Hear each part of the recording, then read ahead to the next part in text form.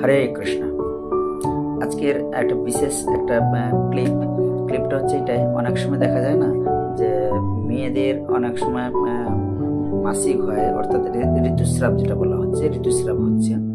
কিন্তু ঋতুস্রাবের সময় যদি অনেক সময় কি করে, অনেক মাতাজিরা জব তপ সব বন্ধ করে দেয়, ভাবে যে আজকে জব করব, আমি এখন ঋতুস্রাবে আছি কি এখন মাসিকে আছি, এখন জব করতে গেলে যদি আমাদের কোনো পাপ যদি লেগে যায়, যদি অপরাধ যদি হয়, কারণ ভগবানের জপমালা হচ্ছেন খুব শুদ্ধতা।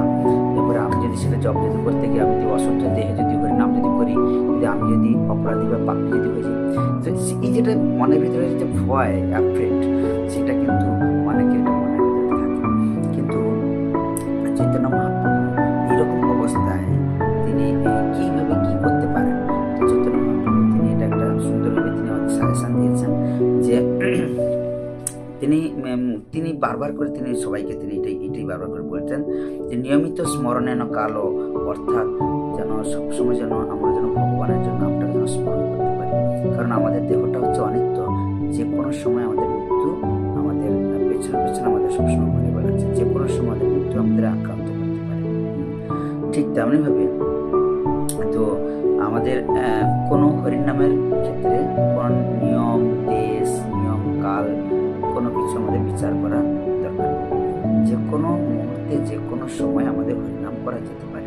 জপমালায় সংখ্যাপূর্বক জপ আমরা যে কোনো পরিস্থিতিতে করতে পারবো। ঠিক আছে, যদি কারো বাড়িতে যদি কোনো মৃতাসুর, জন্মাসুর বা মৃত্যুকাল, যে কোনো পরিস্থিতিতে আপনি হরিনাম জপ করুন। কিন্তু মন্দিরে ঢোকার পক্ষে সেইগুলো কিন্তু বিধিনিষেধ কিছু আছে, সেইগুলো আপনাকে পরে পরে আমরা ছোট ছোট ক্লিপ করে আমরা জানাবো। আপনি আমাকে মেসেজ করবেন, আমার হোয়াটসঅ্যাপ নাম্বার আছে, হোয়াটসঅ্যাপ নাম্বার আপনাকে দিয়ে দেবো।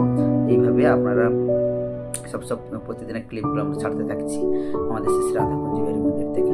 তো যাই হোক, আমি এটাই আপনাদের বলতে চাইছি যে যেন তেন প্রকারে আপনারা অতএব মাসিক আপনারা অশুদ্ধ কালেও আপনারা হরিনাম করতে পারেন।